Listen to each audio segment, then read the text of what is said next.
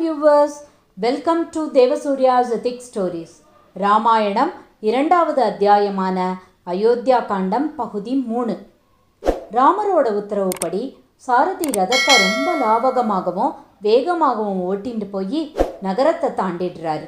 ரதத்தோட வேகத்துக்கு ஈடு கொடுக்க முடியாம மக்கள் பின்தங்கிடுறாங்க. ராமர் போனப்புறம் அயோத்தியே இருளில் மூழ்கின மாதிரி அவங்க எல்லாருக்கும் தோணிடுறது. தசரதர் ரொம்பவே துக்கத்தில் மூழ்கிடுறாரு. கைகேயியை தன் பக்கத்தில் கூட வர அவர் அனுமதிக்கலை. அதோட அவர் இனிமே அவங்க 2 பேருக்கும் எந்த விதமான உறவும் கிடையாதுன்னோ, அவளுடைய கெட்ட எண்ணத்தின்படி பரதன் நாடாழ்வான்னா அவன் தனக்கு கடைசி காரியம் எதையும் செய்யக்கூடாதுன்னு கோபமாக சொல்லிடுறாரு. அந்த கோபத்தோடையே அவர் அங்கிருந்து கிளம்பி கோசலையின் மாளிகைக்கு வந்துடுறாரு. நாட்டை விட்டு வெளியேறிய ராமனும் மற்றவர்களும் அன்னைக்கு ராத்திரி தமசா நதிக்கரையில் தங்குறாங்க. ராமனும் சீத்தையும் தூங்கும்போது லக்ஷ்மணன் அவங்களுக்கு காவலாக இருந்தார். மறுநாள் காலையில் அங்கிருந்து கிளம்பி அவங்க கங்கை நதிக்கரையை வந்து சேருறாங்க. அங்கே வந்தவுடனே ராமன் சுமந்திரனை திரும்பி அயோத்திக்கு போயிடும்படியும் அவங்க 14 ஆண்டு வனவாசத்தை முடிச்சுட்டு திரும்பி வருவாங்கன்னு சொல்லி அனுப்பிடுறாரு. போக மனமில்லாத சுமந்திரரும் அங்கிருந்து கிளம்பி அயோத்திக்கு வந்து ராமரும் மற்ற இருவரும் கங்கை நதிக்கரையில் இருக்கிற தகவலை தசரதரிடமும் மற்றவர்களிடமும் சொல்கிறாரு. அப்போது கங்கை நதிக்கரையில் ராமர் இருக்கும்போது அந்த இடத்துக்கு சொந்தக்காரனான குகன் ராமரிடம் தன்னை அறிமுகப்படுத்தி கொண்டு அவங்கள வரவேற்று நல்ல முறையில் உபசரிக்கிறான். ராமர் தன்னோட வனவாசமான 14 வருடத்தையும் தன் கூடவே கழிக்கலாம்னோ அவங்கள பாதுகாப்பது தன்னோட பொறுப்புன்னு சொல்கிறான். ஆனால் அவனோட உண்மையான பாசத்தையும் நட்பையும் புரிஞ்சின்ற ராமர் தங்களால் அப்படி செய்ய முடியாதுன்னோ கட்டாயம் வனவாசம் போகணும்னு சொல்கிறாரு. அன்னைக்கு இரவு ராமரும் சீத்தையும் தூங்கும்போது லக்ஷ்மணனோட குகனும் அவங்களுக்கு காவல் புரியறான். மறுநாள் காலையில் ராமர் குளித்துவிட்டு ஆசார அனுஷ்டானங்கள் எல்லாத்தையும் முடிச்சுட்டு அங்கேருந்து கிளம்ப தயாராகிறாரு. அப்போது அவர் குகன்கிட்ட அவனோட பரிசுத்தமான அன்பால் அவர் ரொம்ப சந்தோஷமானதாகவும் இனிமேல குகனும் தனக்கு ஒரு சகோதரன் அப்படின்னு சொல்லிட்டு அவனுக்கு ஆசி வழங்கிட்டு அங்கேருந்து கிளம்புறாரு. அப்படி கிளம்புறதுக்கு முன்னாடி மறுபடியும் லக்ஷ்மணன் கிட்ட அயோத்தி திரும்பி போய் அவங்களோட தாய் தந்தையை பாதுகாக்கும்படி சொல்கிறார். ஆனால் அதுக்கு லக்ஷ்மணனோ தன்னோட தாய் சுமித்திரையோட ஆணைப்படி அவரோட வனவாசம் முடிகிற வரைக்கும் கூடவே இருப்பேன்னு சொல்லிடுறாரு. அப்புறம் ராமர் அங்கேருந்து கிளம்பி முதல்ல பிரயாகையின் பக்கத்தில் இருந்த பரத்வாஜ முனிவரோட ஆசிரமத்துக்கு வராரு. அவங்கள பார்த்த பரத்வாஜரும் அவங்கள ரொம்ப பாசத்தோட வரவேற்று அங்கே தங்க வைக்கிறாரு. ராமருடைய அவதார நோக்கம் தெரிஞ்ச பரத்வாஜரும் அந்த நோக்கம் நல்லபடியாக நடக்கணும்னு கடவுளை பிரார்த்திக்கிறாரு. அவங்க அங்கே தங்கி இருக்கும்போது வனவாசத்தை அவங்க எப்படி அனுசரிக்கணுங்கிறத அவர் சொல்லி கொடுக்குறாரு. அவங்கள தன்னோட சொந்த குழந்தைகள் மாதிரி ரொம்ப பாசத்தோடு பார்த்துக்கிறாரு. கொஞ்ச நாள் கழித்து பரத்வாஜ முனிவர் ஆசிரமத்திலேருந்து ராமரும் மற்ற இருவரும் கிளம்பி சித்திரக்கூடம் என்கிற இடத்துக்கு போகிறாங்க. அவங்க போகிற வழியெல்லாம் ஒரே அடர்ந்த காடாகவும் வனவிலங்குகளும் பறவைகளும் நிறைஞ்சதாக இருந்தது. ராமரும் சீத்தையும் அந்த பயணத்தை ரொம்ப மகிழ்ச்சியாக தொடர்ந்தாங்க. சீத்தைக்கு இது ஒரு வித புது மாதிரியான அனுபவமாக இருந்தாலும் ராமர் கூடவே இருக்கிறதால அதை நினச்சி அவளோட மனசு ரொம்பவே சந்தோஷமாக இருந்தது. வழியில் சீத்தை கேட்ட பல கேள்விகளுக்கும் ராமர் மிகுந்த பொறுமையுடனும் அக்கறையோடையும் பதில் சொல்லிகிட்டே வராரு.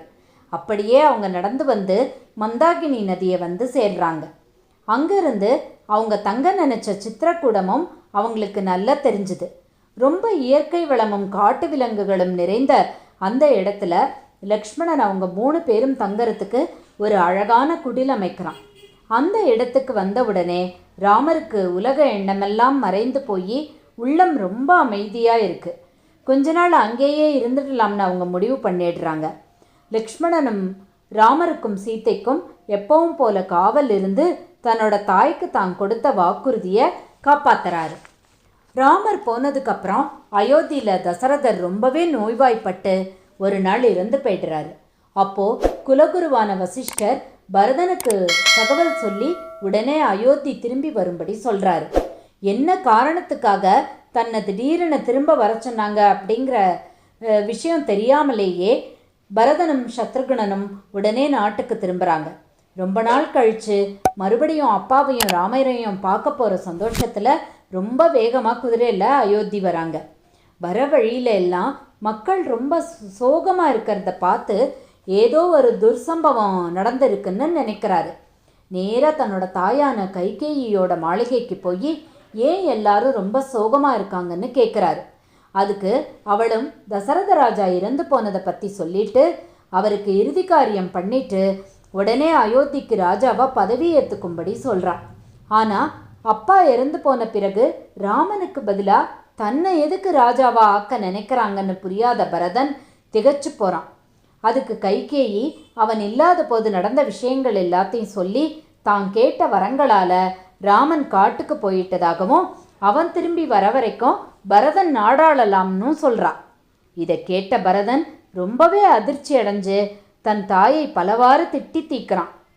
இப்படி ஒரு மாபாதக செயலை செய்ய அவளுக்கு எப்படி மனசு வந்ததுன்னோ அவளை கேட்குறான்.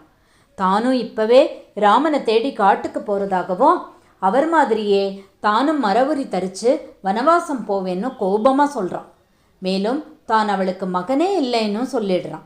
உடனே அங்கேருந்து கிளம்பி வசிஷ்டரை பார்த்து தன்னோட தந்தைக்கு ஈமச்சடங்குகள் எல்லாத்தையும் முடிச்சுட்டு ராமரை பார்த்து அவர்கிட்ட மன்னிப்பு கேட்டு அவரை திரும்ப நாட்டுக்கு அழைக்கிறதுக்காக கிளம்புறாரு. அவனோட ஒரு பெரிய மக்கள் கூட்டமே கிளம்பி போகிறாங்க. முதல்ல கங்கை நதிக்கு வந்து அங்கிருந்த குகன்கிட்ட நடந்ததையெல்லாம் கேட்குறாங்க. குகனும் நடந்ததையெல்லாம் சொல்லி அவங்க அங்கேருந்து பரத்வாஜ முனிவரோட ஆசிரமத்துக்கு போனதா சொல்கிறான். உடனே எல்லாரும் அங்கேருந்து கிளம்பி முனிவரோட ஆசிரமத்துக்கு வராங்க. அவரும் அவங்க இப்போ அங்கே இல்லைன்னும் அங்கேருந்து கிளம்பி சித்திரக்கூடம் போயிட்டாங்கன்னு சொல்கிறாரு. அதை கேட்டு பரதனும் மற்றவங்களும் உடனே சித்திரக்கூடம் கிளம்புறாங்க. அப்படி ஒரு பெரிய கூட்டத்தோட பரதன் வரதை பார்த்த லக்ஷ்மணன் அவங்க தங்களோட சண்டை போட தான் வரதா தப்பாக நினச்சி ரொம்ப கோபப்படுறான். ஆனால் ராமனையும் சீத்தையையும் பார்த்த பரதன் அவங்க காலில் விழுந்து அழுது அயோத்தியில் தங்களோட தந்தை இறந்து போன விஷயத்தை சொல்லி ராமரை திரும்பி அயோத்திக்கே வரும்படி கேட்குறான். தந்தைக்கு இறுதிச் சடங்குகளை தன்னோட மனைவி மற்றும் சகோதரர்களோட முடித்த ராமன் பரதன் கிட்ட தன்னால் தந்தையோட ஆணையை மீற முடியாதுன்னோ தான் திரும்பி வர்ற வரைக்கும் பரதனே நாட்டை ஆளணும்னு சொல்லி அவனை சமாதானப்படுத்துகிறாரு. ஆனால் தன்னோட தாயோட கெட்ட புத்தியால் ராமருக்கு இந்த கஷ்டம் வந்ததுன்னோ ராமர் உடனே நாடு திரும்பணும்னு சொல்கிறான் பரதன். ஆனால் அண்ணன் இருக்கும்போது தன்னால் நாடாள முடியாதுன்னும் பரதன் சொல்கிறான். அப்போது அங்கிருந்த பரத்வாஜர் ராமரோட பிரதிநிதியாயிருந்து பரதன் நாட்டை ஆளலாம்னோ அவன் சிம்மாசனத்தில் உட்கார தேவையில்லைன்னு சொல்கிறாரு. இதை ராமரும் ஒத்துண்டு பரதன் கிட்ட தன்னோட பிரதிநிதியாக தான் வர்ற வரைக்கும் அயோத்தியை ஆண்டு வரும்படி சொல்லி அவனை திரும்ப அனுப்புகிறாரு. அப்படி கிளம்பி போகும்போது ராமனோட காலணிகளை பரதன் அவர்கிட்டேந்து வாங்கிண்டு அதை தன் தலைமையில வச்சுண்டு நாட்டுக்கு திரும்புகிறான். ராமனுக்கு பதிலாக அவரோட பாதுகைகளை சிம்மாசனத்தில் வச்சு அதை தன்னோட மரியாதைக்குரிய அண்ணனா நினச்சி அரசாட்சி பண்ணுறான். பரதனோட சுயநலமில்லாத இந்த எண்ணத்தை பார்த்த மக்களும் ரொம்பவே சந்தோஷப்பட்டு பரதனை வாழ்த்துறாங்க. இதோட அயோத்தியா காண்டத்தை முடிச்சுக்கிறேன். மறுபடியும் உங்களை 3வது அத்தியாயமான ஆரண்ய காண்டத்தில் சந்திக்கிறேன். தேங்க்யூ.